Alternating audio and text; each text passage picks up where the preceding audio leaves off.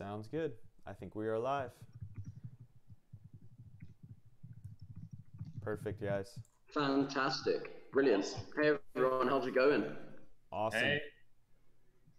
So welcome everybody to the live stream. As promised on the good old Twitter, we have the Crypto Authority gents back again on the channel for a Monday live stream. And today we're talking about one of those topics that really gets everybody off their seat and arguing their point. We're talking about Ripple and XRP. So without further ado, I'd like to pass it over to Felix and Thomas to just give a quick intro for those who may not have met them yet.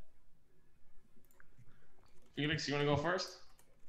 Yeah, sure, I'll go for it. Well, hey guys, I'm Felix. I am one of the two members of the Crypto Authority, Thomas being the other member. And I'm originally from England, hence my accent, but I'm currently living in wonderful Spain. So yeah, that's a bit about me. I've been in crypto, how long? Probably coming up to 2 years, probably just a year and 8 months or something. And we started the Crypto Authority probably, in summer of 2017. And ever since, we've been creating podcasts, doing product reviews, writing articles, and just trying to do as much for you guys, for our audience as possible. Hey guys, my name's Thomas. I'm the other founding member of the Crypto Authority. I like to think of it as the good-looking member of the Crypto Authority. I am more, I look at XRP and Ripple more favorably than my counterpart. That's the discussion today. I usually do the reviews on the podcast and talk with companies. On Wednesday, I will be recording a podcast with Eric from the CEO of Ledger. So if you have any questions, leave them in the comments below or shoot us a message on Twitter and we can get going with that and ask them and get back to you. Awesome. Thanks for the intro, guys. And at any point during the stream, I'm going to try and keep a good watch on the comments here. So leave your questions in there and we'll definitely get back to those questions throughout the stream. So really quickly, I wanted to pass it to Thomas real quick to talk about Swift, one of the main financial systems that exists out there for currency exchange. And he's going to talk about XRP as it relates to Swift and why it's a good solution, or maybe not. Thanks, Forrest. So basically, you've got up to now, financial institutions use the Swift system to transact with each other. The way it works is, let's say we're going to take an example of two banks, one in India and one in Mexico. So the Mexican bank uses the peso and the Indian bank uses the rupee. Now, let's say the Mexican bank wants to send $1 million worth of peso over to India, but in order to do that, they have to transfer it into rupee. Now they use the SWIFT system. The SWIFT system connects 10,000 financial institutions with each other. There are currently 40,000 though. So SWIFT is only connected in between 1 and 4. That's important. I'll get back to that in a moment. The way it works, they use the FX trading system. So the Mexican bank will transfer the Mexican peso, $1 million worth, into rupee. Now that takes a minimum of 2 days. Now a minimum of 2 days would be two liquid currencies, like let's say the dollar and the euro. But peso and rupee are illiquid.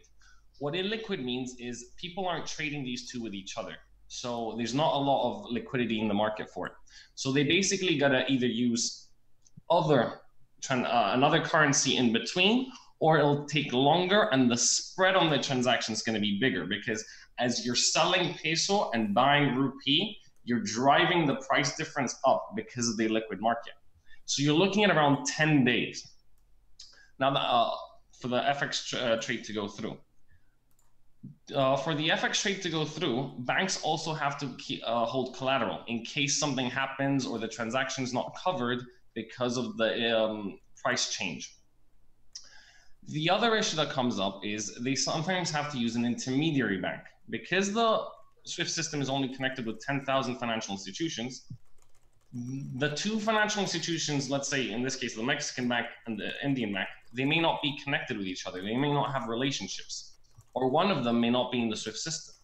So what happens is let's say the Mexican bank is in the SWIFT system, they may have to send the money to a Greek bank, who then sends it off to a German bank, who then sends it off to the Indian bank, because the German bank is connected with the Indian bank, and the Greek bank is connected with the Mexican bank, but only the German and the Mexican ones are connected with each other.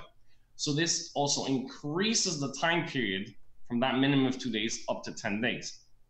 Yeah. Now, this is very costly for the bank. It causes time delays. They have to keep collateral. So it's a collateral will be money held in an account that they can't use for that period of time while the transaction goes through.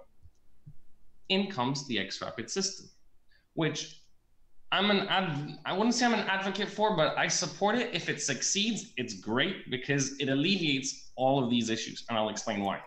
What happens is the XRapid system relies upon XRP and cryptocurrency exchanges existing in pretty much every country around the world.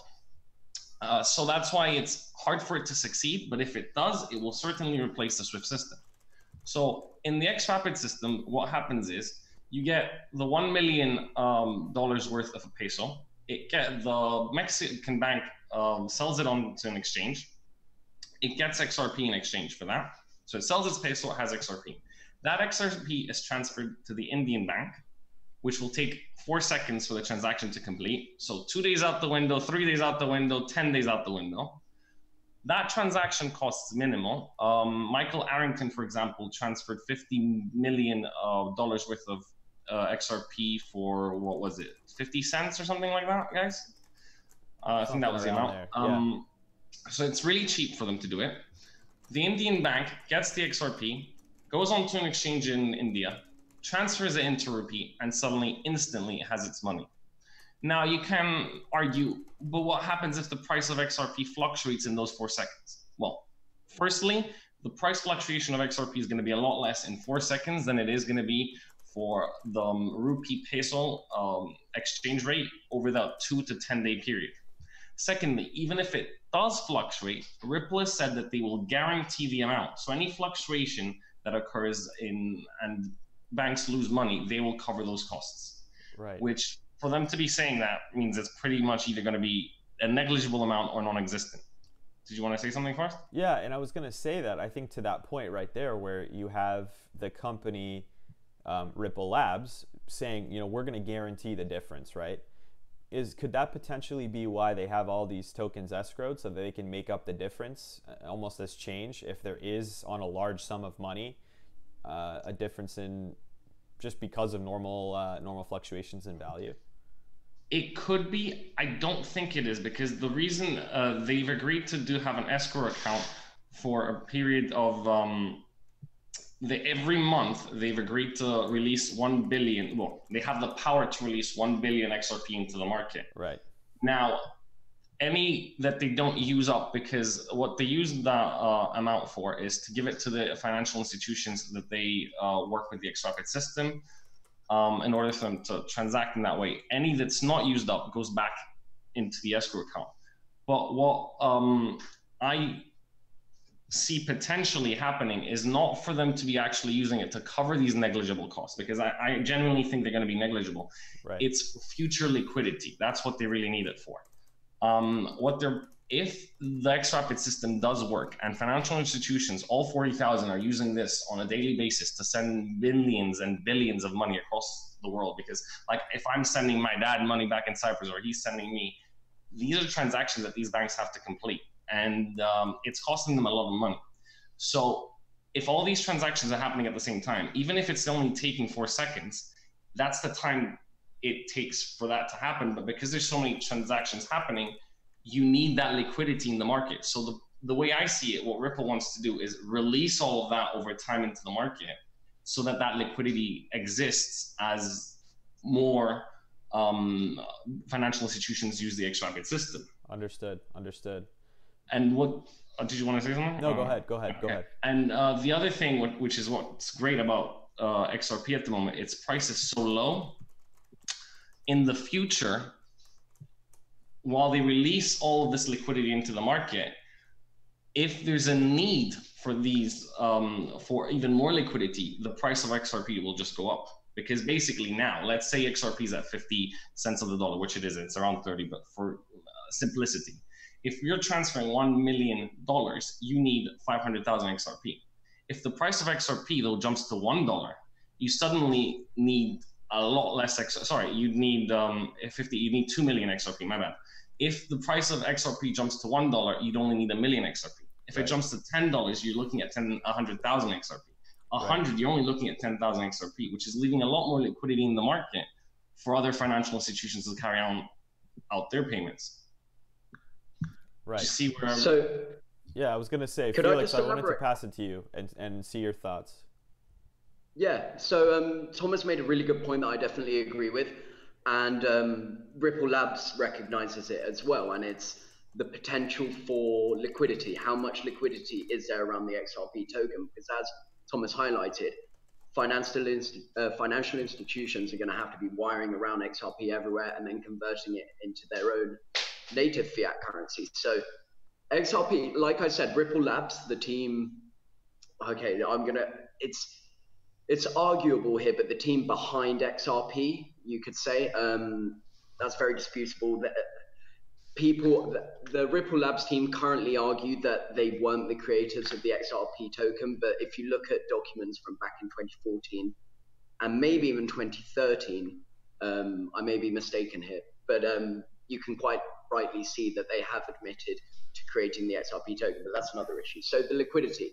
Ripple Labs recognize this, and thankfully they've really tried to promote it. And as you can see, Ripple, I think it's on not Ripple, sorry, XRP, the token. It's on a vast amount of exchanges. I think it's over 70 exchanges now, which is quite high compared to other tokens. So it's available, like Thomas said, in lots of different countries around the world. So it's accessible for people. But the one thing, well, not the one thing that it lacks, but I really have to be careful here because XRP and BTC, Bitcoin Core, they're extremely different and they're not used for the same thing. But just to make a bit of a contrast here, Bitcoin or BTC has 20 times the liquidity of XRP because of the futures markets that exist on.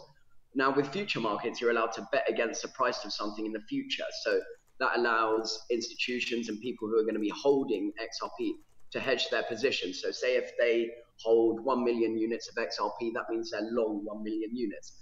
With the future contracts, they would be able to short those 1 million so that they balance it out and they're equaled out and risk is minimized.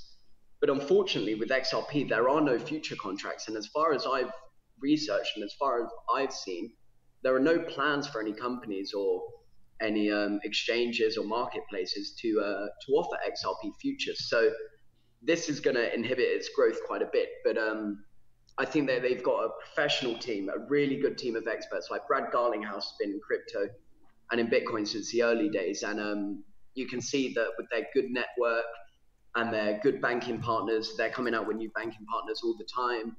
And the fact that they're on so many different exchanges and they market themselves really, really well is a big plus for them. And that will help their liquidity. But it's, as Thomas said, it's definitely something very important that they're going to have to combat because at the minute it isn't there. And personally, with the current conditions, the dream isn't being lived up to the initial vision. But obviously, this is a project that's in progress and it takes time. So we'll see where it goes. Well, in terms of your comment about futures not existing, yeah, futures would increase liquidity, but you got to look at Bitcoin and XRP as two very separate things. For me, they're not comparable by any means. Their only comparative aspect is that they're both based on blockchain technology, and that's it. Because Bitcoin aims to be either a store of value, a means of transactions, an alternative to gold. There's many arguments for either side, and I don't want to go into that right now, but XRP, for me personally, and I think that's what Ripple is aiming to do, they're trying to provide a service like any other company. I look at them as Swift and the alternative to Swift, and they've used blockchain technology and XRP to achieve that goal. And some say, well, why not use Bitcoin instead? Well, first of all, Bitcoin wasn't intended for that purpose. You can argue it has the liquidity, but it really doesn't. It doesn't have the 100 billion that XRP has, that financial institutions are going to use. There's not that much available in terms of investors are hodling Bitcoin. I'm hodling it. You're hodling it. With XRP, there's only 20 billion currently in the market. There's another 80 billion held by the founders, Ripple themselves, the financial institutions they're working with. So there's the liquidity is there. Me holding 2,000 XRP is not going to make any difference in the long run. So I guess I think this comes down to purpose, and I know like I wanted to moderate this because you guys have a ton more knowledge, and even admittedly than I do about this whole thing. But if you look at it in terms of purpose, there's 100 billion potentially available XRP supply, correct? Yep. And that being said, the point being that you want global liquidity against fiat currency for basically cross-border payments. That's their use case. Their use case is super cheap, fast, liquid cross-border payments, which is undoubtedly a problem. Like there's no one that can deny that it's an issue. So I think people that talk about XRP as this, like, you know, in the same conversation as Bitcoin, it's not the same thing in almost any way. The underlying technology is very similar, but I think the purpose is so different. And the reason why Bitcoin accumulates value is because it's the point of Bitcoin is really not liquidity, and there's no one that really controls supply and demand in Bitcoin. The demand is almost the only thing that could potentially be influenced by human beings. The supply can't. So I think with XRP, we have to think about the price in terms of why XRP tokens exist in the first place.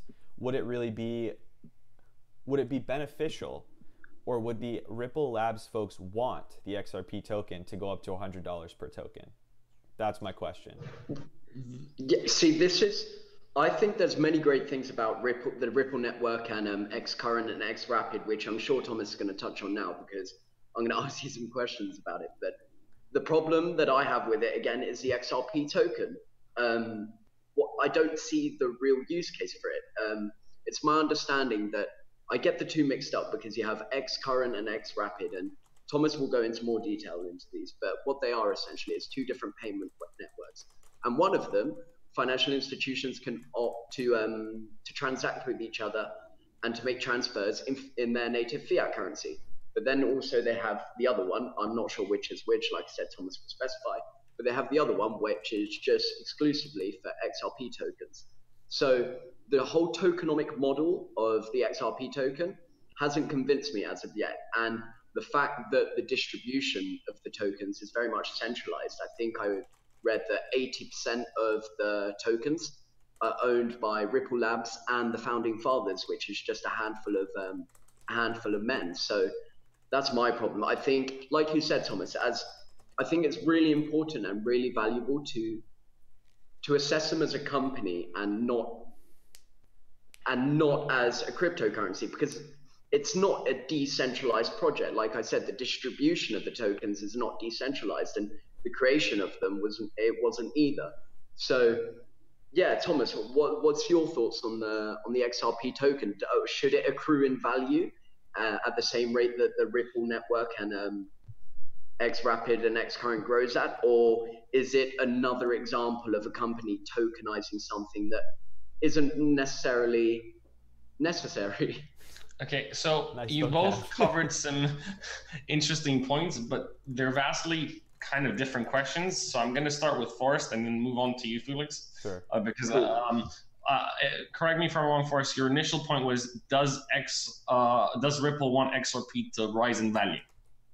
Is that what your question was? Right. So my point is that A, would they want it to, and B, if it did, would they react to that to try and flood supply to lower down that value? Just based on the use case, I wonder if there's actual reason why they would want that to happen or not, right? Just thinking about the incentive. Okay, so basically it all comes back down to the purpose XRP was created. So it's to allow financial institutions to make these transactions with each other. So you need the liquidity. The price increasing is only going to be of any use if it aids the liquidity that I previously mentioned, allowing financial institutions to use less XRP to make the same transaction rather than taking up all the liquidity out of the market. So using 10,000 XRP to transfer that 1 million, for example, instead of that needing 2 million to make the same transaction. Right. So that's one aspect. On the other hand, as at the moment, there's not many financial institutions using the XRP system. Santander is using them, a couple of others are, but it hasn't picked up as much as it should. Like whenever Ripple announces, oh, this new bank's coming on board, they're not really using it yet. They're just testing out the software. And up to now, they haven't really tested XRapid. They've tested XCurrent, but I'll get to that in just a moment. But back to your initial question, do they want to release all of the XRP into the market, and do they want to try to drive the price up? And will they release more to lower the price? They, at the moment, I'm not saying Ripple has said this, but the way I see it, they are trying to basically control the price and keep it steady, because if they don't keep the price steady, you can't use XRP to make these financial transactions. They don't want that risk of that price fluctuation within those 4 seconds, because yeah, the XRP is going to transfer in 4 seconds, but by the time a human or a machine, because the moment I click, okay, I want to transfer this amount of money, the bank is going to actually have to buy that XRP to transfer it. So that's going to cost them money, and it's going to delay that from 4 seconds maybe to 10 minutes. So they don't want those price fluctuations. So they may release more XRP into the market on a daily basis. They do release XRP on a daily basis to keep that fluctuation there.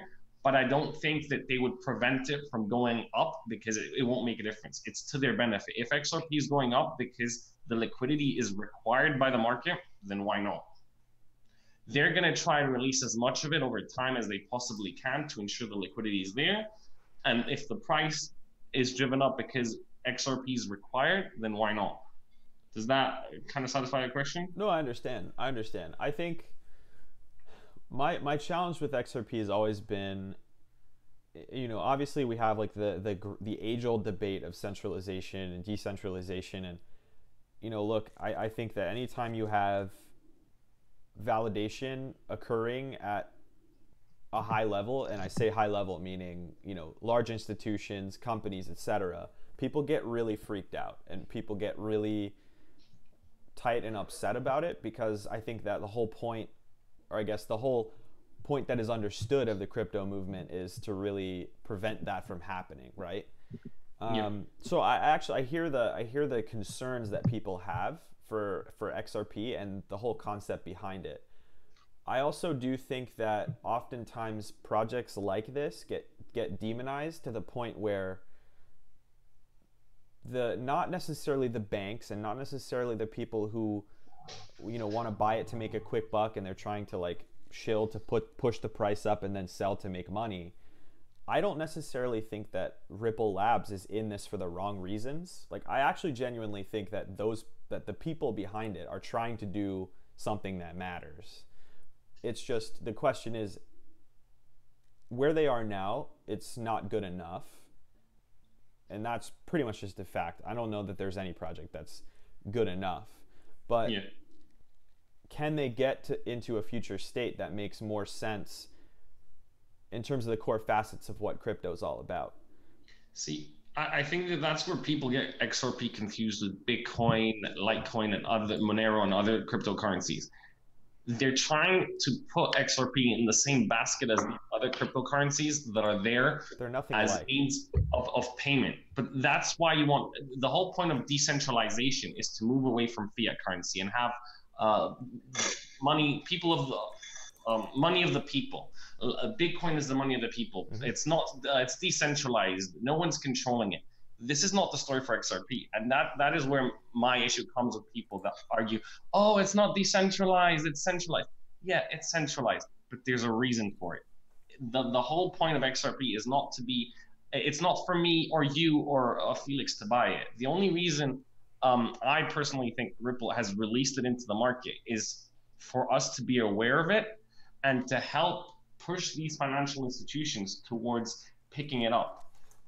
Possibly in the future, Ripple might decide that, hey, it's for me and you and Felix to use as a means of making payments. But at the moment, that is not the plan. The plan is to get financial institutions on board. Now, you're saying they're not doing well. It's not where it should be.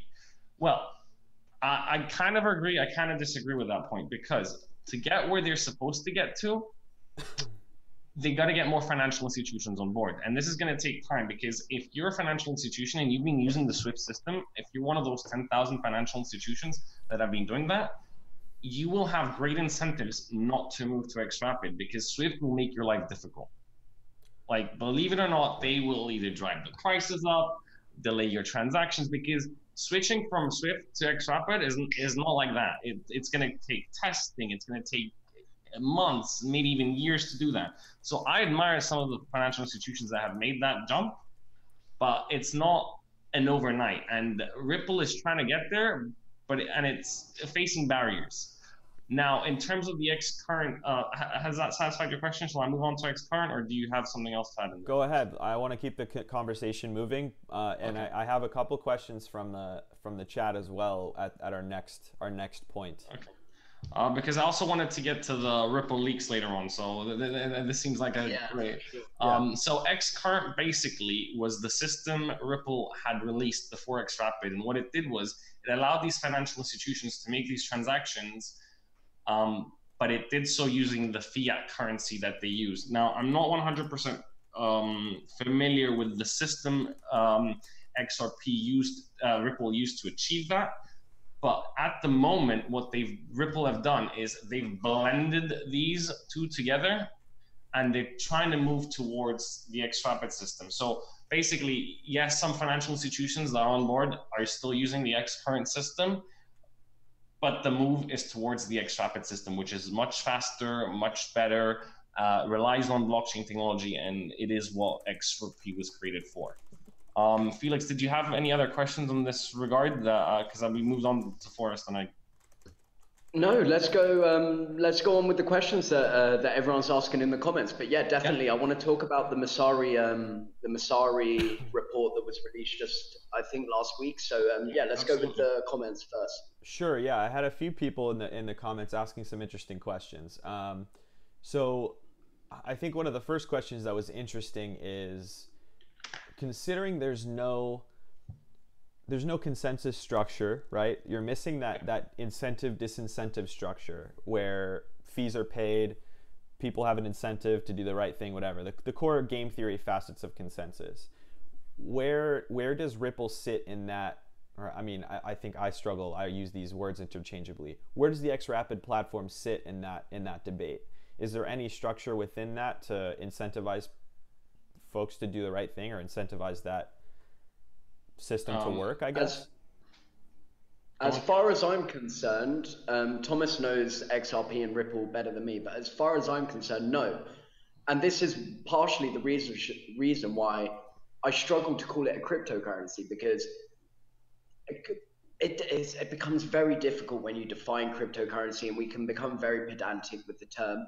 But for me, a cryptocurrency is a digital asset that is decentralized in its most basic form, both in the distribution of it, the current supply of it, and the future creation of it, and not the kind of the surveillance, but who monitors and keeps the network functioning. And in XRP's case, it comes from very much centralized source. So yeah, Thomas, could you elaborate on that? Yeah. Basically, I'm hearing myself. Okay. Basically, with the XRP system, this is again leading back to the whole confusion of blockchain technology, Bitcoin being decentralized and controlled. People got to move away from that and see XRP as, I'd like to call it a digital asset that isn't. It's decentralized, but because of the fact that Ripple are holding so much of it, it's pretty much become centralized. They're not controlling it, but because they have so much liquidity, they can manipulate its price. However, they have agreed not to manipulate its price, and they do have it in an escrow account where they can only release, they only have access to 1 billion each month, and whatever they don't use, they have to actually put back into the escrow account. Right. So they have restricted themselves to that. And this is their way of reassuring both us, but really financial institutions, that they know that's what they're going to be doing. So in terms of the decentralized aspect of consensus and who controls what's happening, it shouldn't be thought of like Ethereum, where developers and are controlling what's happening, and miners, Right. and it moving from proof of work to proof of stake. It should be seen as a company, Ripple, creating a product that they use for a specific service. Like, right. I don't know, this company, Adidas, creating trainers. The trainers, I'm wearing them. They're not decentralized. You don't get to control what designs Adidas are going to make. It's kind of the same thing. The only aspect of it that's decentralized is the fact that they're made of blockchain. It's blockchain technology. So people get that confused, I think. Yeah, no, I agree. I think that in a way, the XRapid structure, XRP, because of the place we're in this market right now, where there's no clearly defined line about what is what and who, honestly, I can't think of a project out there right now that's delivered on everything that they say and everything that they're supposed to do. I mean, Bitcoin's a great 10-year example of this technology working, you know, but there are obviously flaws. I'm not going to sit here and be deluded enough to say Bitcoin's perfect, because it isn't. And I know maximalists will get angry at that, but people get angry at me all the time, so I don't really care. The reality is that can you guys hear me? Am I back functioning now? Yeah, you're back, and actually, that headset sounds good, man. Perfect, good. Sorry about that. Yeah, my audio died. Right, no worries, man. No worries. Next no worries. Question? Honestly, have we got something else? I honestly think that there's a lot of people out there that don't judge XRP for what it actually is, and XRapid for what it actually is. And I mean, I'm guilty of this as well. If I sit here and I measure XRP and XRapid against Bitcoin, Ethereum, and those same standards that I hold those projects to, you know, or those platforms to, I'll always conclude that XRP is a piece of garbage, right? Because they're different, completely different use cases. And I've said this before to people, and I guess, you know, people who really like Ripple and people who really like XRP still get angry, but I really consider XRP to be and XRapid to be very similar to what AOL was to the internet, right? They went directly after the users, right? The people who had the most, that could contribute the most value in using the platform. They're trying to make it easy, and they're trying to make it no questions asked, and still, you can still have control, but you know, we're still gonna keep this close to the vest. We're gonna give you 4 walls to play in, right? Whereas the grand vision of cryptocurrency is that there aren't 4 walls to play in. It's everybody kind of for themselves. The rules are determined by the community and whatever. 2 completely different things, but I think XRP could help drive institutions into a place where the ones who decide we're going to play in this space, we're going to play this whole let's give up control and give back to the people. And if they don't, they'll get left behind, right? It's almost like a way for people to start, banks to start. It's honestly very different. I don't know. To me, it's just a product and a service, a company providing a service. It's nothing more than that. In terms of crypto, it's nothing to do with Bitcoin, nothing to do with decentralization, nothing to do with helping the people gain back financial institutions. For a financial institution, Bitcoin is pointless. Like, a bank doesn't really care about Bitcoin. For it, it's a thorn in the back. And I love that about Bitcoin, because it's giving money back to the people. But for XRP, it's just, in my mind, Ripple is a smart company, came up with a product based on blockchain technology, and they're like, we're going to provide this service to financial institutions because there's obviously a problem. And I think what people should be focusing on is Swift. Swift is the problem. How do we solve Swift? XRP is the solution. Now, there's other companies trying to do something similar. Is it? I believe it's Stellar, but I don't want to go into them. I don't know as much about what their mission is, but the founder of Ripple did move over to Stellar.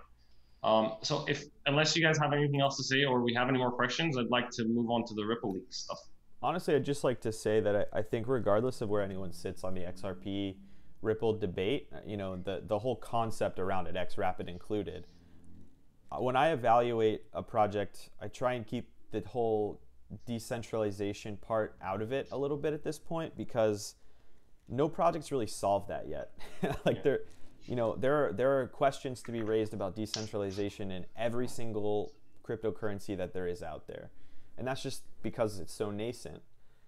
And so when I look at XRP, I look at whether or not they have a team that's developing something that solves a problem, and the answer is yes. I mean, XRP does solve a problem. I think it really comes down to what standard you're judging it to, and what you're comparing it to.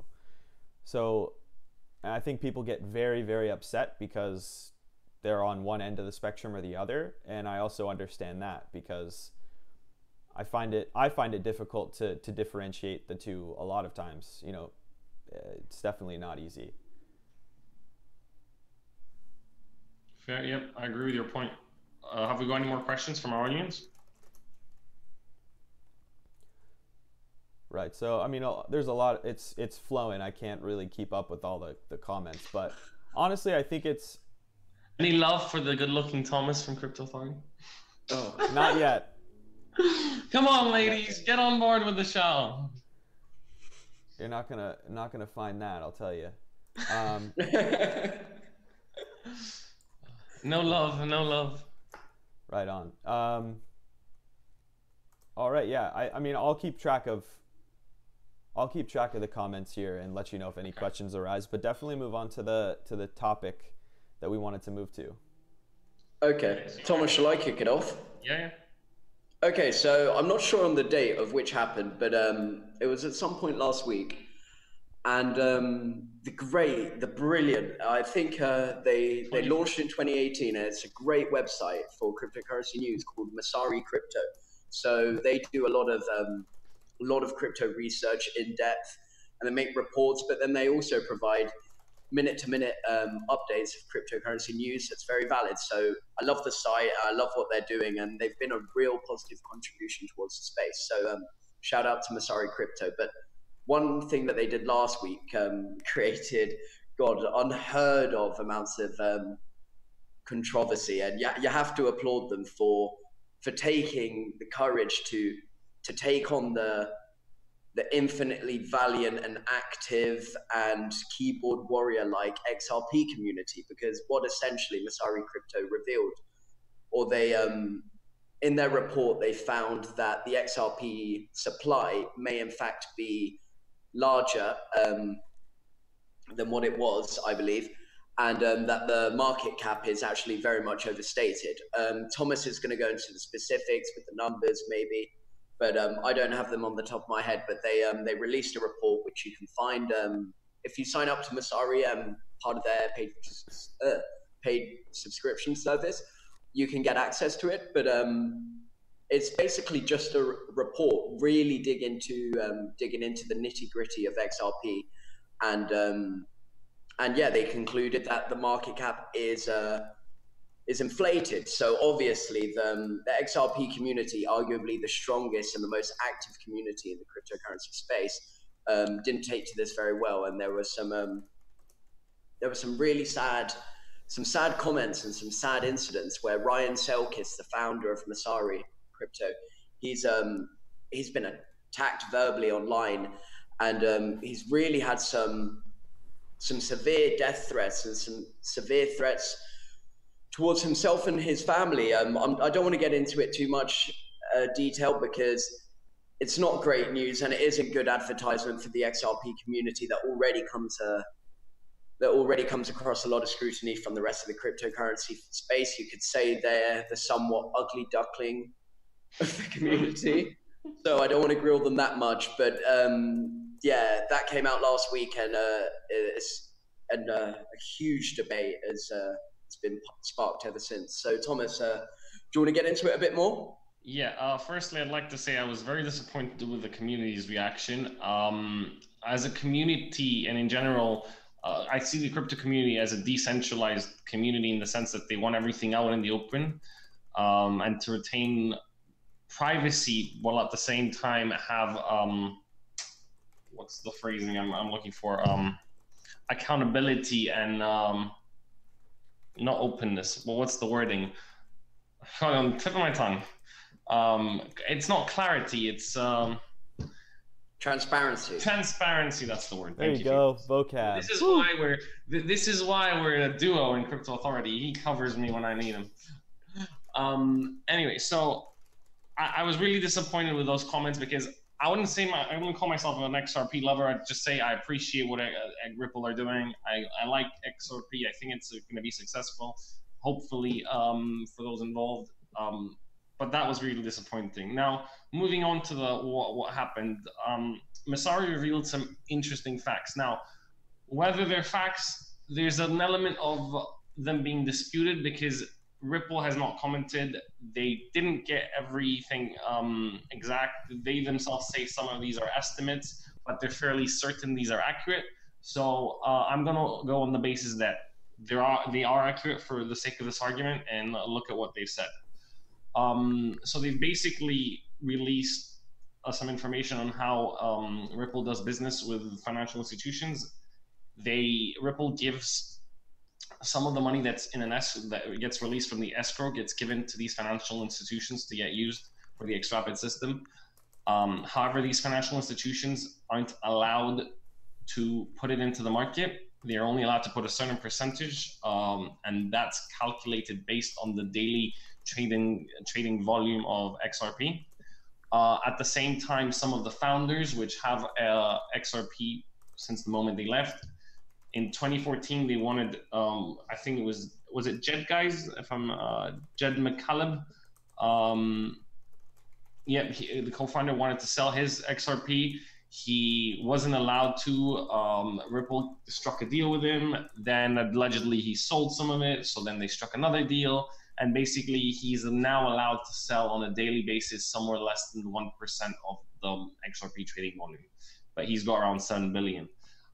The interesting part from the leaks is what Felix mentioned, the fact that it's estimated that the trading volume at the moment of the market, the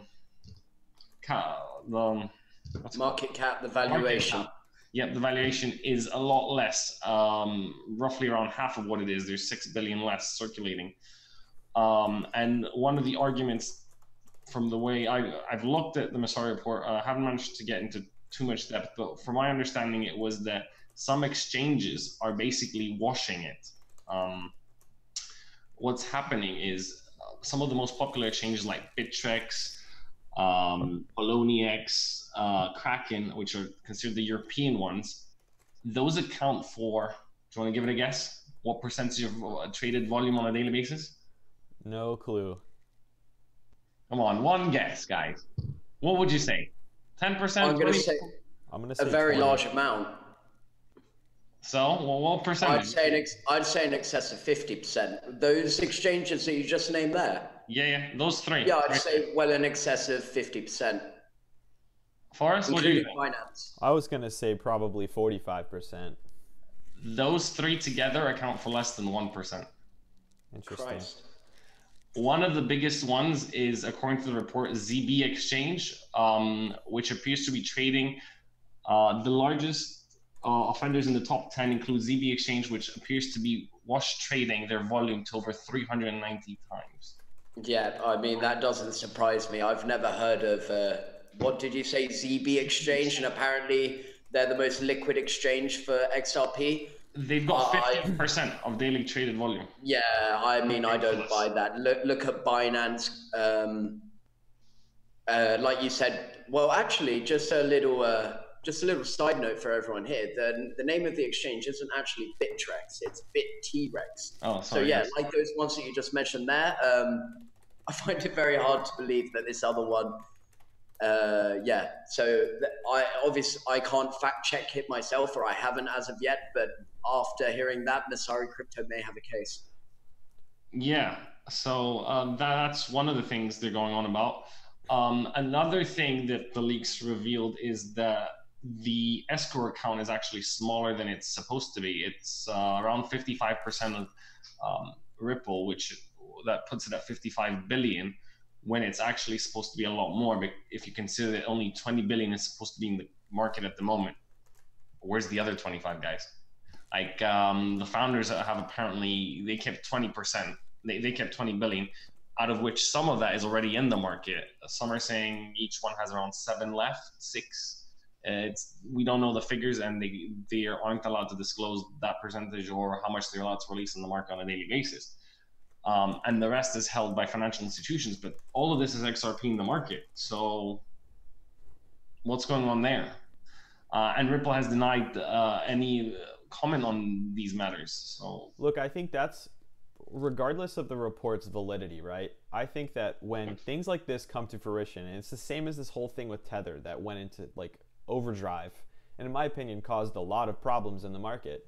When stuff like this happens, it's the responsibility of all the people involved to make it clear what's going on. Because if the whole idea of this movement is transparency and, you know, speed and giving clarity to people, right?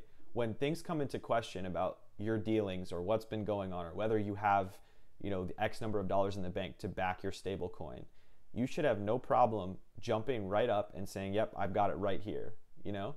So I think from that side of things, the reaction is just as important as the report, you know? I think when allegations come, you should be ready for those and say, hey, this is what we've got right here. You know, there's no question that your allegations are false.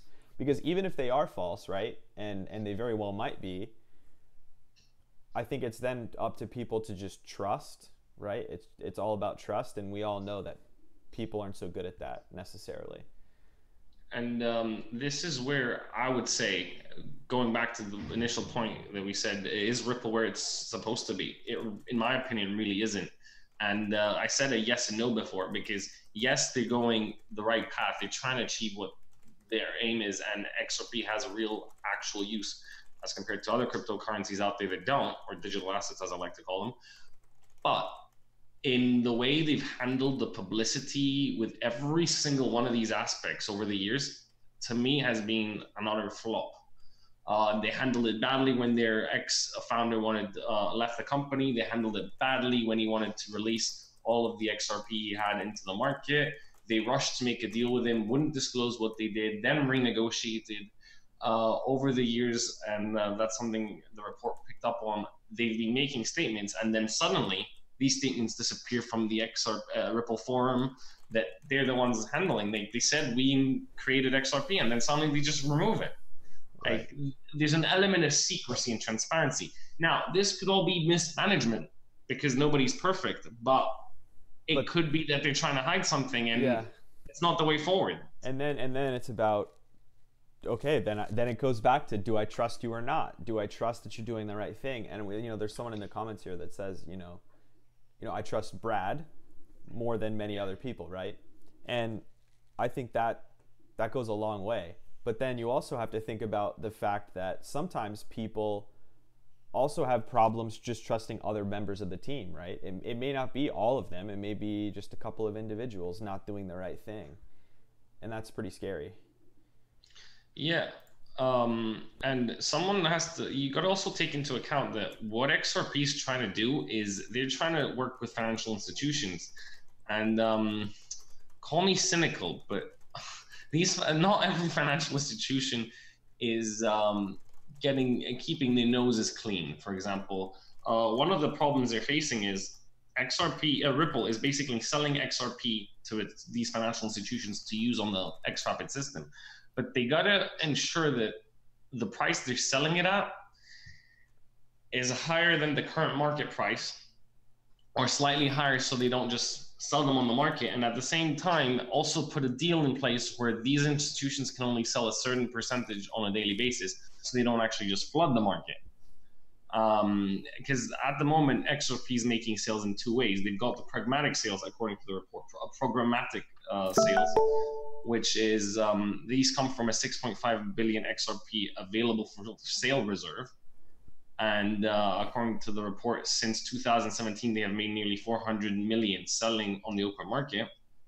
And the other one is direct sales from XRP2, which is by selling it directly to these financial institutions. But they've got these deals in place, which have only led to 98 million in XRP. So what Ripple is doing is burning through cash while also trying to fund these financial institutions with XRP, because that's the only way their XRP system will work, if you get what I mean.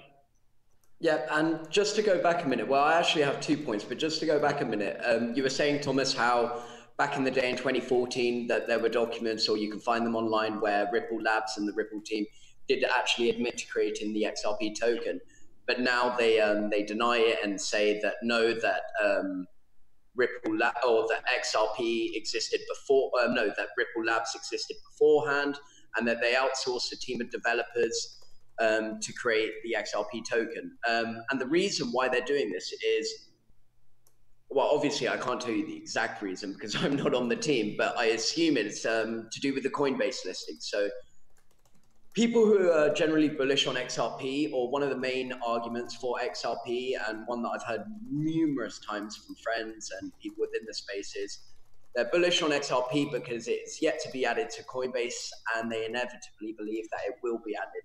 And a Coinbase listing nowadays doesn't do as much as it did. Like, it's amazing, yeah. Back in the day, when a token got listed on Coinbase, it really accrued in value, and it appreciated. It was a big statement because you're being listed on the Western world's go-to cryptocurrency exchange, or the platform where you onboard fiat into crypto. So, and sorry, getting back to my point, Coinbase have a strict policy whereby they will not add a coin onto their platform if the creators of the coin own more than, I think it was 60% of the total supply. And as is the case with XRP, yeah, definitely. Yeah, they do. Now, they cannot deny that they own that much. So what they're trying to do is try and say that they didn't create the XRP token. I guess we'll see more of this in the next year, and yeah, a lot of information will be coming out about it because, as I've said, it's a much anticipated event. But I was reading through the comments of this video, and I just wanted to address someone's concern. They were making a comparison between the Lightning Network, which is a second layer solution, an off-chain settlement network for the Bitcoin protocol, and then XRP. So I just wanted to distinguish them.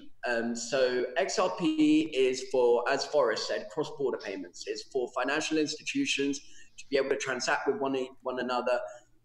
And for cross-border payments, exactly, it's predominantly going to be high-value transfers because it's going to be big banks making the calls, whereas the Lightning Network is a second-layer solution for micropayments. So the problem with Bitcoin, now we may be straying off the path a bit here, but the problem with Bitcoin is that its block size, it's too small. So that for years now, one of the biggest debates in Bitcoin sphere has been whether to increase the block size so that micropayments are more accessible, so that more transactions can be added to each block. But then you also have Bitcoin Cash, which is the fork, and they try and concentrate more on micropayments. And I'd say the Lightning Network is more similar to Bitcoin Cash in the sense that it's aimed to be for everyday transfers. It's to be a means of an exchange. So obviously the infrastructure isn't there at the minute, but the vision behind Lightning Networks, in 5 years, 10 years, 15 years time, you're able to go to a shop and purchase a coffee with actual Bitcoin. And because it's done on the Lightning Network on a second layer solution, the transactions conducted off-chain, and then therefore the blockchain of Bitcoin is less congested. But then Ripple is completely different to that. They don't try and cater for this, as we've discussed. They cater for cross-border payments. So yeah, that's what I wanted to touch on. And yeah, and the important part there is that Lightning Network is off-chain, while the XRP system of 4 seconds is on the chain. Absolutely. So I think here's another interesting point, and I wanted to bring this up because I actually spoke to a colleague of mine the other day about this, but recently it was announced that some of the partnerships that Corda, the R3 Foundation, their blockchain or distributed ledger platform, all of their financial services partners that are doing this cross-border payments stuff are going to actually be using XRP as well. So could a potential avenue for more usage of XRP, and I guess I mean, I hate to say adoption because adoption is a ways away, but more adoption of the XRapid platform or the like, could that be driven by other platforms that are doing the same thing, like Corda, for example? Would you mind expanding on what Corda exactly does? Because I'm not Sure. aware. Sorry. Yeah, Corda. So Corda is another distributed ledger blockchain platform, and one of the original ideas is that they wanted to be sort of the go-to for more deep smart contracts and application development using platforms including platforms including like Ripple's XRapid and XRP. Bitcoin was included in their original roadmap. I think they do transactions in Ether, etc. They can make more interoperable these different parties, right? And it was recently announced that Corda's financial services partners would actually be using XRP as the main liquidity for financial transactions. So it's interesting to see another platform altogether, which technically I would say is almost a competitor. Yep. Maybe an indirect one, of course, but it's interesting. What do you think about it? I think for XRapid to succeed, it's not a matter of only, because up to now we've only just discussed liquidity, and but I have stressed on the fact that it takes a lot for it to succeed, and we got to look at it on the big scale. If we're going to have 40,000 financial institutions using XRP to make these transactions on the XRapid system, we need basically in every country to have a cryptocurrency exchange, which at the moment we don't have. We need those cryptocurrency exchanges to support XRP for these transactions to go through. So the more financial institutions that are using XRP, the better. It's also a means for testing. It allows for testing to ensure that everything flows smoothly. So the fact that they're using it doesn't surprise me. Mm-hmm. What I find is, we're going off topic right now, but one of the things I haven't read into it yet, but it for me, there's a direct link to the whole XRapid system, is Swift is now thinking of using what's it called, R3 to use blockchain technology for their financial payments, which is, in my view, a direct response to Ripple trying to basically take their job away, right, with their XRapid system. Whether Ripple is going to succeed is a big question that no one can answer at this time. It's going to take years. Like, I wouldn't see them anywhere near success under 5 years from now. Like, they need to really get financial institutions on board, and it's not easy, as we've seen. There's only 6 of them at the moment actually using the XRapid system. No, everyone else is basically still testing the current, getting on board and thinking about it, basically. Even Swift is thinking of using blockchain. It's not confirmed that they're going to do it. They're on board, but they're hesitant at the moment. Right, and I think the clearest takeaway here is that I think that all the fighting between, XRP people who really love it and people who really hate it, I think it's almost fighting over semantics at this point, because there are people in the chat here that are saying, hey, I'm new to crypto, and the fighting about projects makes it really hard for me to it really glares out, and I think it also it distracts people from learning what's actually going on, because there's so much noise and so much news around the disagreements and the hash war. If someone came in and tried to learn about Bitcoin during the hash war, they're like, all right, so there's Bitcoin, but there's actually 3 of them. What the heck is going on, right? And I think it makes it very difficult for us to move forward overall towards the movement, or really as part of the movement, to get to where we want to be when all that's happening. And I try on this channel to try and make sure people understand, any argument that's going on here, any debate, is just, at the end of the day, let's argue the facts, that we have our opinions, and then reconcile those at the end, because there's no point in, being adversarial. And I think it's very interesting, Thomas, you and Felix work together. You are on the same exact project. You guys do this podcast together, and you guys have differing opinions on XRP, right? And I think that's something that people should take to heart. You don't have to like the same projects, and even you may not like them at all, but you can still get on and still try and push the movement forward in the way that you believe. I think that's what it's all about. Absolutely. From my experience in crypto, one of my biggest regrets is exactly what you just said. I prematurely judged projects by the noise around them, by the community's general aura around them. So, for example, EOS. I didn't take EOS or Tron very seriously at the start. I remember back in the day, I was given 500 units of Tron for free. They were deposited. You still owe me 250. So the story is, back in I think Q3 of 2017, I woke up one day to check my Binance account, and I had 500 units of this token called ZRX in my account, and I didn't bother looking into it. I looked at the price. I looked at their website. It wasn't very developed, and me and Thomas kind of had an ongoing joke about it and how it was worth nothing. It was worth nothing, literally pennies.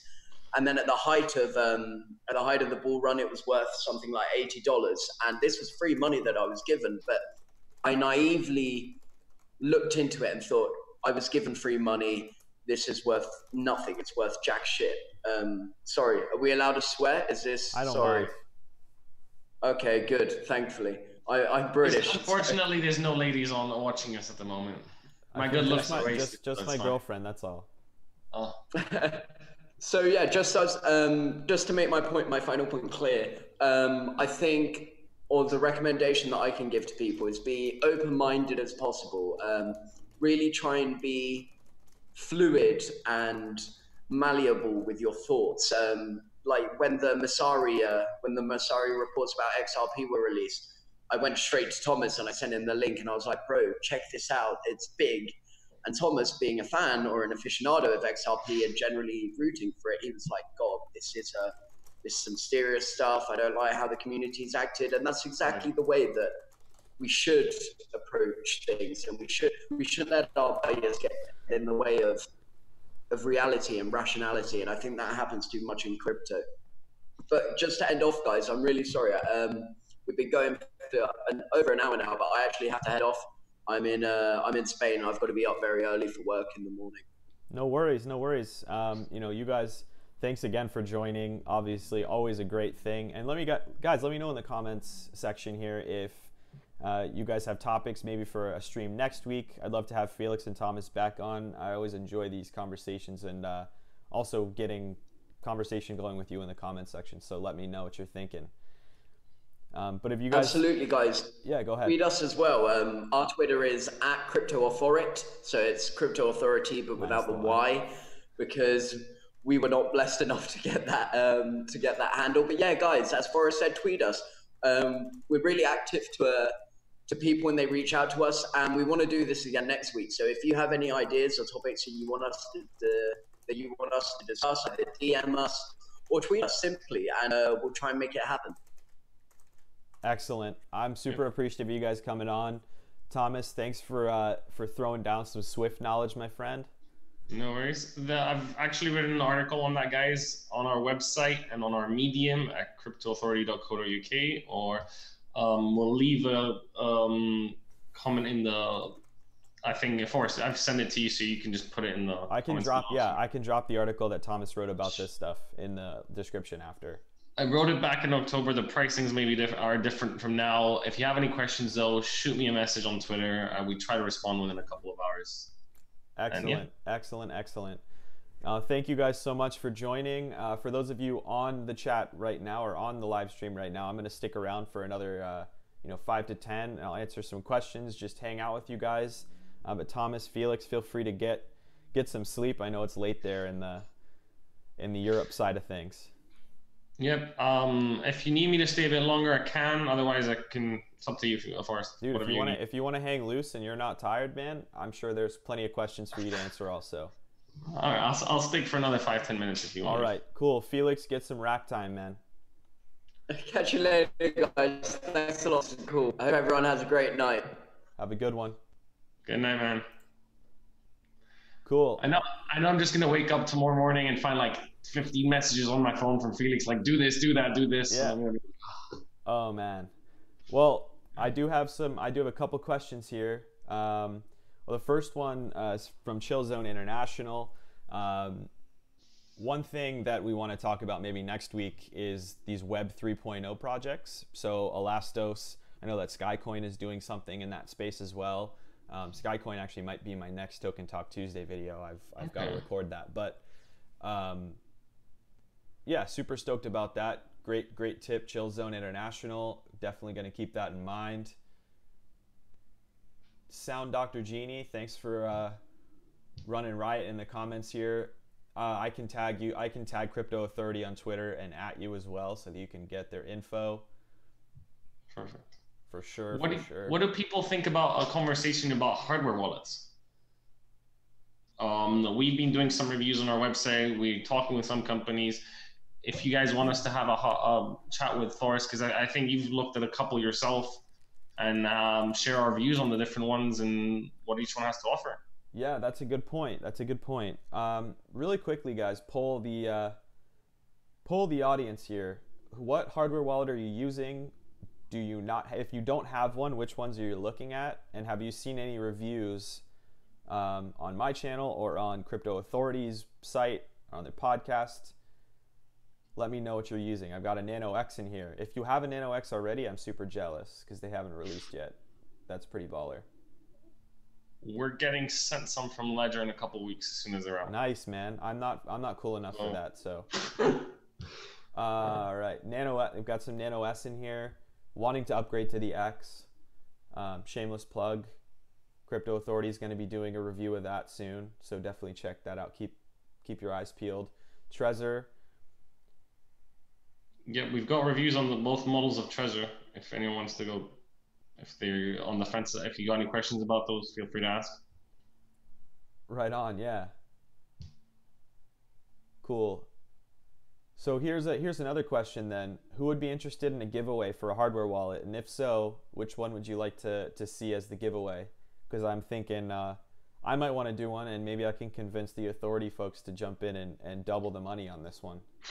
We just did one for the digital bitbox at the moment. That's true. And we're doing another one about them with them when the podcast comes out, either beginning of March or end of February.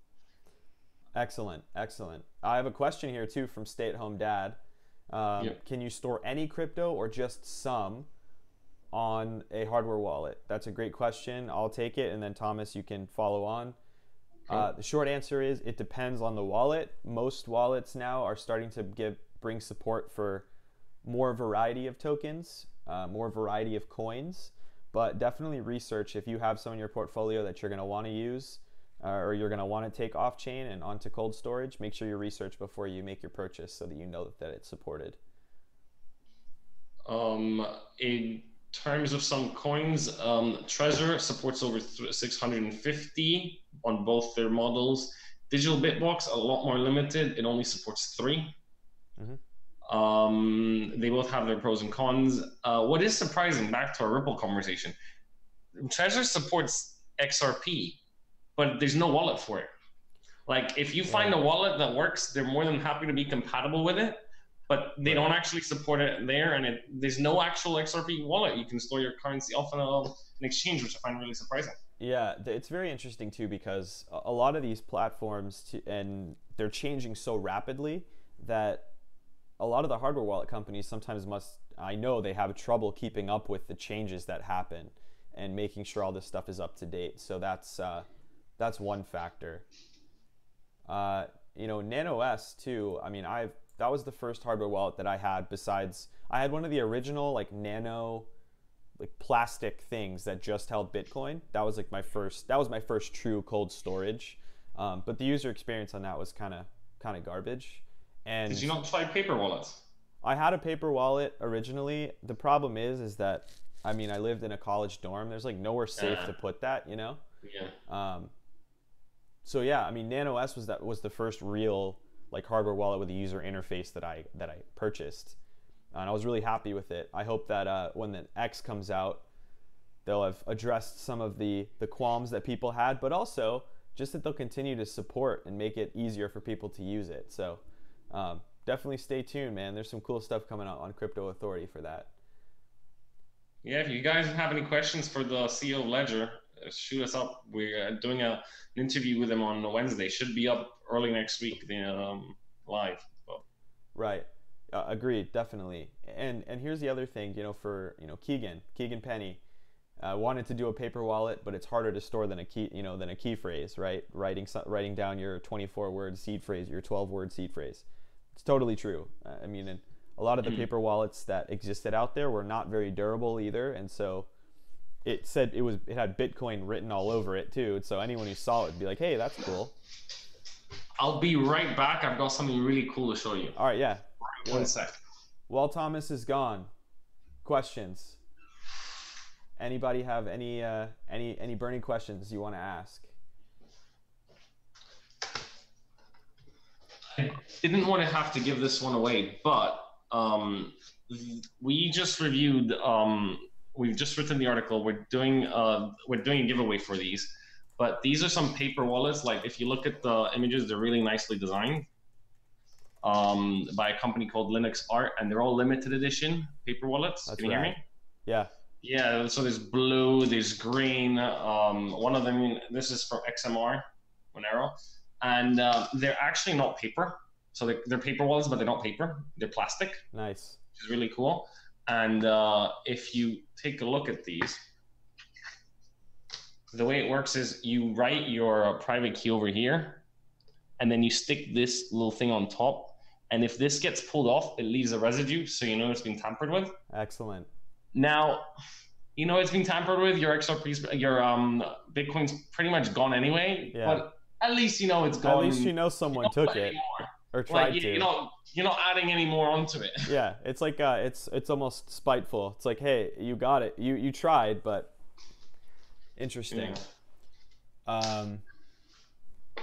Yeah, there's a question right above here that's saying when will hardware wallets support ADA like Cardano? That's a great question. I know that there's actually been talk about the Ledger Nano X launching, and soon after that, not the official, but a community ADA wallet that's compatible being released as well. Not positive if that's going to happen for sure, because I know, Monero, for example, that took a long time to get completed. So we'll have to see. I know that it's in the works for sure. Kim J, have you finally played around with Cardano enough to do a deep dive video yet? I don't know if I'm ready to do that deep dive video yet. I want to make sure this app is done. I'm learning Haskell programming while I do it, so it's taking me extra time. Plus, it's not it's outside of the scope of my YouTube channel and my other jobs, so I've got to carve out extra time every day to do it. So I'm learning. If you guys have any like magical Haskell masters that you can pass to me to help me, that would be cool because I'm learning. Forrest, you need to break up with your girlfriend, have more free time, and spend man. Cardano. She actually is the one who helps me stay on task, man. I can't keep track of time. She's the best. My girlfriend's Felix. I keep getting like 50 messages a day saying, "Did you do this? Did you do that? Did you do this?" I'm like, man, I'm so nice. I can't ignore him, even when I'm studying. I'm doing a law degree at the same time. Yeah. While doing the crypto authority, and I'm constantly responding to him. But sometimes I just want to throw the phone out the window. I feel you, man. I feel you. Yeah, no. My girlfriend's awesome. She comments on my videos sometimes, guys. If you see her, Alex Magnet, say what's up. She would love to hear from you. Yeah, honestly, those paper wallets are rad, even though they're not paper. Plastic wallets, they're pretty sweet. Lots of people saying they're really cool. I mean, I would even hang that on the wall. I know that it's like terrible security practice, but I really want to hang these on the wall, but we decided we want to give back to the community, so we're giving a giveaway. Otherwise, I was going to frame them one under the other and just have them. I wouldn't actually use them, but have them as a design on the wall like that kind of thing. Would have been dope. Because each one's limited to 150. So this is like, they've got their numbers and they're signed by the artist and everything. I feel you, man. Yeah, I've got to fill up this white wall behind me. My office is still not done. It's been crazy. Yeah, there's some more questions here. Marry girlfriend. Marry her on the blockchain. That's definitely happening. When that happens, I'm gonna build a smart contract for it, just to be the ultimate geek. What my opinion is on Cardano programming. Really, so far, I like it. Got to play with the Plutus smart contracts, and I also played around with Marlowe a little bit. Interesting stuff. The playground's pretty well developed for how new it is. So more to come on that. More to come on that. Paul, I'm sorry, my friend. Stay strong. You're the man. All right, we've got a question for Thomas here. If XRP is targeted at institutions, right? What's in it for the user, so the individual, aside from, you know, I guess the hype, hopefully like raising the price? Simple thing.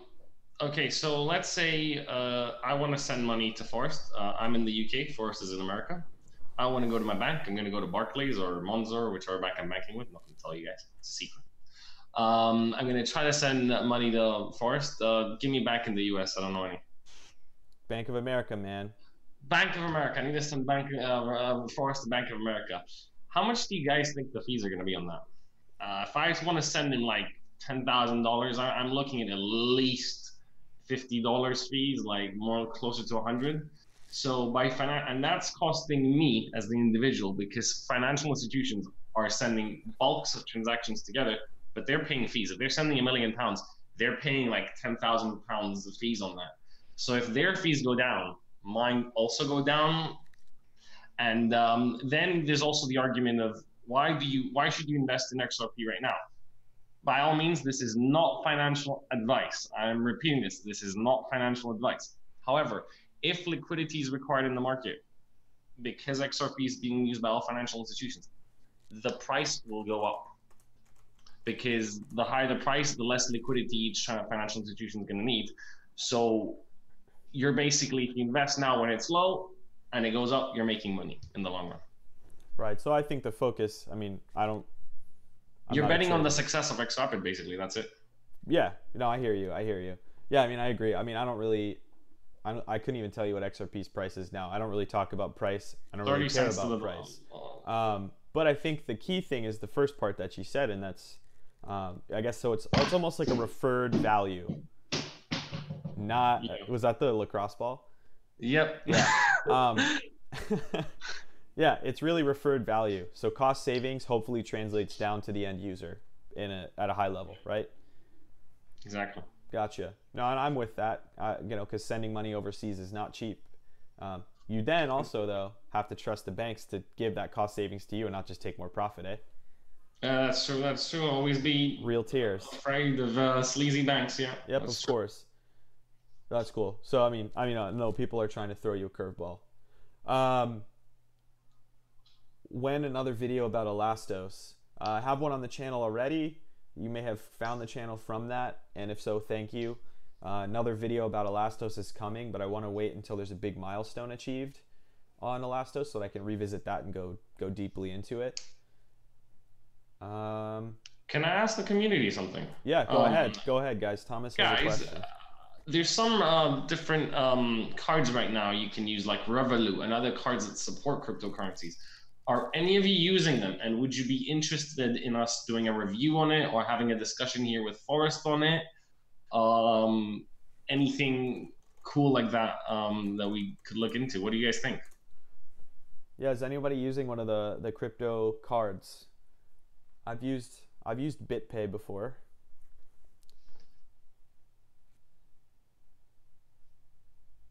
Sorry, what did you say? You used BitPay? Yes, so there's a crypto card, you know, that's pretty often used, BitPay. I mean, I haven't used it a lot, but I've used it. I think it's more mainstream in America, isn't it, compared to Europe? Yeah. We have Wirex over here that's pretty popular. Yeah, there are a lot of them coming. That project, I guess it's My Crypto now. It was Monaco before, I think. Yeah. We actually reviewed the Wirex card. We want to get our hands on the 10x card and the Monaco, the crypto card now, but the projects have been in the pipeline since I got into crypto. Yeah. And they're still in the pipeline. To me, that is the definition of sketchy, slow. Not getting there where they're supposed to be. I wouldn't say failing, but they're not where they should be at the moment. For sure. Yeah, so maybe it'd be good to do like an overall, like a big battlefield review of all the different cards that are out there for different countries and just show where they're all at. I think that would be a cool video to do for sure. All right, guys, I know you've spent an hour and 20 minutes of your time, and I appreciate that immensely. So I understand if you've got to bounce. I'll stay on we can stay on for another 5 minutes, and then we'll probably call it a day and leave you on to your evening with your families, hopefully. Happy to stay another 5. Yeah, crypto cards are a little sketchy. Keegan, I agree. A lot of them are very sketchy. Oh yeah. How connected is that to a financial institution? Again, sometimes you never really know. That's the scary thing. Like, the Wirex card reviewed, they charge you £1 a month fees just for having it. Gotcha. Yeah, I don't like fees, as you know. No one in crypto likes fees. No, they're supposed to support decentralization though. But you can use XRP on it. Interesting. Surprisingly. I did not know that. I did not know that. We've got... Okay, so here's one for you, Thomas. If you, XRP aside, you were forced to sell out all your XRP, what's your next favorite project? Ooh, my next favorite project. You guys are throwing him hard questions. I would not answer these. I'm just kidding. I would either go into Bitcoin, but that's a classic. So moving away from that, I'd go into something similar like Stellar. Anything that I think has value as a project, like that I feel like after some research, they could potentially succeed in what they're trying to do. Because there's many companies out there that have a cryptocurrency that's not really needed, or their project is so out there in the skies that it's never going to happen. So any projects who are solving a real world problem, right? Exactly. Gotcha. Interesting. Stellar's there for me. I haven't looked into as much of it as a Ripple, but it's my next go-to project to look into. Got you. Yeah, I mean, look, I think your second choice being Bitcoin, fair enough. Well played. I agree. I concur. Yeah, so it's funny. I was on Twitter the other day, and I tweeted, and I had 3 or 4 people that were like bank-oriented folks, like, hey, you're blocked. Bitcoin is in your profile photo, and I'm like, okay, like, I'm supposed to feel bad about that? Bitcoin's awesome. Yeah. Right on. I think Bitcoin's what dragged us all into this crypto. Yeah, it changed the world, changed everybody's lives here, and I'm super lucky and super stoked that it did that for sure. All right, yeah. So I think there's some demand for crypto card reviews, especially some from the UK. I mean, you guys are well suited for that. I'm like so hands off of all of Europe stuff. I can't do any of it. Do people want to review in an article, or do they want a live video stream with you? What do they want? You guys want a live stream or a written review? I have a feeling everyone wants to talk in person, but that's my opinion. Who doesn't want to see it live, right? Yeah, who doesn't want me to throw cards on the screen? And hope they'll go through the screen and into a forest. How about this? We'll do a live stream, but I think after that we'll work together and we'll write up a paragraph about each, right? So that everybody can give a little read if they can't catch the stream. Fair? Sounds good to me. Fair. I think we're gonna have to wait a little bit longer though, probably to get 10x cards and the crypto card out. Yeah, it'll take a while. We'll have to get it all set so we have all the ones that we want to do reviews on. Yeah, absolutely. Sounds good. I want to thank everybody for coming out. Thank you, Crypto Movement, Stay at Home Dad, Kim J, Sound Dr. Genie, Keegan, all these folks. Thanks for all your comments and spending time here. I appreciate you. And that poor guy Paul. What's that? And that poor guy Paul. Yes, he lost Paul. His best friend to his wife. Much love, my friend. Much love. We'll see you guys again soon. Hopefully same time next Monday. We'll have a new topic. Crypto Authority will be back on.